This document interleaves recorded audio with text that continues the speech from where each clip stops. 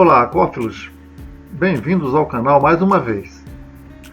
Em apresentações anteriores, nos debruçamos um pouquinho sobre as cadeias alimentares, dissecando uma delas e depois nos reportando sobre as fontes de energia e sobre como elas processam a energia luminosa em diferentes vias fotossintéticas. Agora vamos tratar sobre algumas formas de verificarmos a contribuição dessas fontes para os consumidores. E aí nos incluímos.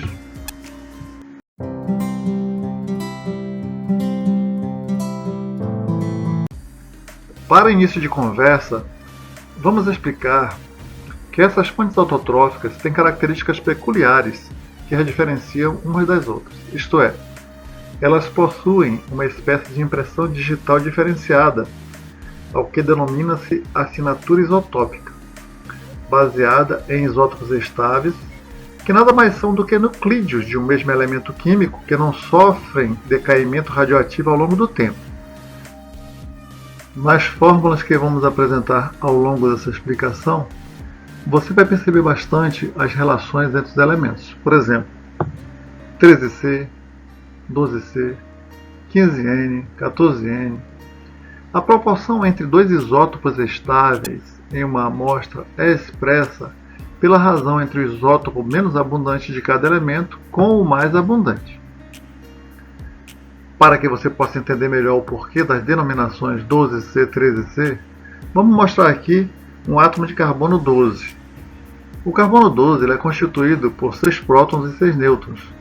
Ele é muito abundante na atmosfera, representando mais de 98% do total. Enquanto que o carbono 13 ele é constituído por 6 prótons e 7 nêutrons, e varia de 1,01 a 1,14% do carbono presente na atmosfera. Então, os números representam a somatória da quantidade de nêutrons e prótons, também para o N e demais elementos que possuem isótopos estáveis. É justamente sobre a proporção desses dois átomos de carbono que se obtém a assinatura isotópica das amostras. E essa assinatura é obtida pela razão entre estes dois tipos de carbono da amostra em relação ao valor isotópico de uma amostra padrão, conforme se vê na fórmula em detalhe. O valor da amostra padrão é ligeiramente positivo, mais próximo ao zero, caso raro em que o 13C é maior do que o 12C em um organismo. Assim, todas as demais amostras medidas são negativas em relação a esse padrão. Os valores são muito baixos e convencionou-se multiplicá-los por 1000 para melhor percepção. Aqui, além da fórmula para a obtenção do valor isotópico da amostra de carbono, podemos visualizar a foto do fóssil Belemnitella americana, que é justamente o que serve como padrão. Neste quadro, estamos mostrando as assinaturas isotópicas dos 3 grupos de plantas que realizam a fotossíntese, sobre os quais nos deparamos no episódio anterior. Note que para cada um dos grupos de plantas há uma amplitude de variação. Isto ocorre porque estes valores representam amostras de plantas que utilizam vias fotossintéticas semelhantes, mas provenientes de várias partes da Terra. Quando trata-se de plantas avaliadas em um mesmo ambiente, dentro de cada grupo fotossintetizador, há uma tendência a apresentarem menor variabilidade na sua assinatura isotópica. Para ilustrar a questão dos valores isotópicos dos produtores, vamos mostrar aqui os resultados obtidos com metodologias semelhantes. Nos 2 quadros, há dados da Amazônia Central na Bacia Amazônica e do sul do país, na Bacia do Rio Paraná.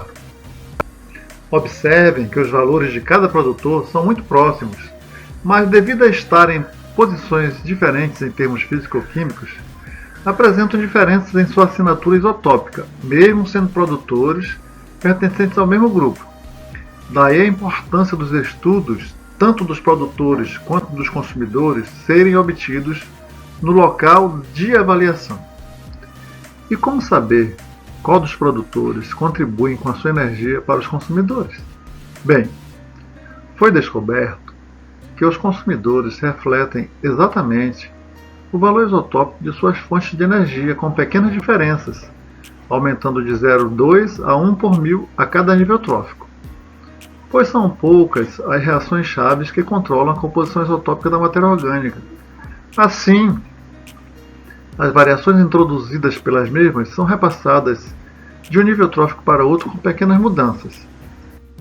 Quando existe a possibilidade de mais de um produtor estar contribuindo na dieta dos consumidores, e estes produtores apresentarem valores estatisticamente diferentes dos demais produtores, existe forma de calcular a participação mínima ou máxima de uma delas. No caso da Amazônia Central e de outros locais, o valor das plantas C4 são bem diferenciados do fitoplâncton, por exemplo, com delta C13 de menos 12,8 e menos 33 respectivamente. Os demais produtores, árvore da floresta, perifita e macrófita C3, ambos C3, não são facilmente separáveis. Então, neste caso, é possível avaliar a participação máxima e a mínima das C4 em uma dieta em floresta de inundação, por exemplo. Então, para estimar a participação máxima de C4, usa-se o valor de fitoplâncton como referência. E para estimar a participação mínima, usa-se o valor médio das plantas C3. Os valores obtidos nas equações anteriores irão se comportar como no esquema de diluição isotópica, como apresentado por Martinelli em 88. Se o valor da sua amostra for exatamente igual ao valor da média de pelo menos dois produtores, é possível que ambos estejam contribuindo com 50% cada. À medida que os valores da amostra se deslocam, a sua amostra representará maior ou menor contribuição destes produtores. Agora vamos passar a falar da importância dos isótopos de nitrogênio. O ΔH15N é calculado como na equação para o cálculo do 13C, substituindo-se a razão 12C13C por 15N e 14N. Nesta, o padrão é o nitrogênio atmosférico livre de O2. Esse valor padrão é 0,366 mais ou menos 0,0004. Os isótopos de ΔN15 podem funcionar como traçadores tróficos em um sistema, pois determinam a posição trófica. Isto porque ele é fracionado consistentemente a cada nível trófico.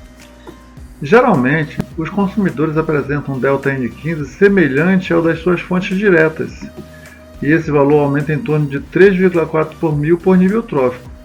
Isso explica o 3,4 da fórmula. O valor 4,7 representa a média de ΔN15 entre produtores em um determinado período do ano sob mesmas condições climáticas. Esse valor poderá ser medido a cada investigação, integrando-se os valores obtidos de ΔN15 para os produtores locais. Em outras palavras, o valor da fórmula poderá variar. Observe aqui as mesmas paisagens mostradas anteriormente, mas com os dados obtidos para ΔC13 e ΔN15, considerando os mesmos autores, a grama, o búfalo e o humano comedor de búfalo. Se assim fosse, teríamos em mãos as informações da fonte de energia e da posição trófica dos consumidores. Aqui neste gráfico, traduzimos as informações obtidas de uma forma conjugada, onde é possível, com base na teoria, a determinação do produtor, representado pela grama, do consumidor primário, representado pelo búfalo, e do consumidor secundário, representado pelo homem. No eixo X estão os valores do ΔC13 e no eixo do Y os valores do ΔN15. Agora que você já conhece os princípios desse tipo de pesquisa entre as fontes autotróficas e a posição dos consumidores na cadeia alimentar, através do estudo dos isótopos de carbono e do nitrogênio, vou mostrar os resultados obtidos para que você fique mais familiarizado com as formas gráficas mais comuns de apresentar. Plota-se os valores dos isótopos em duas dimensões. No X ficam os valores de isótopos de carbono e no de Y os valores de isótopos de nitrogênio. De posse dessas informações, é possível visualizar a participação dos produtores e o nível trófico ocupado por cada amostra ou grupo de amostra. Mas sempre é bom que se destaque os valores dos produtores, para que se discuta a sua importância para os consumidores em geral. O que foi apresentado até aqui é apenas um direcionamento para que você conheça algo mais. É lógico que muitas informações complementares devam ser consideradas no estudo de cada caso. É por isso que sempre apresentamos, ao fim de nossas explicações, algumas referências bibliográficas. Bem, queremos agradecer a sua participação. Lembre-se, saber não pode ser luxo. Se você gostou, curta, comente, compartilhe ou inscreva-se no canal Acófilos, pois será muito bem recebido. Obrigado!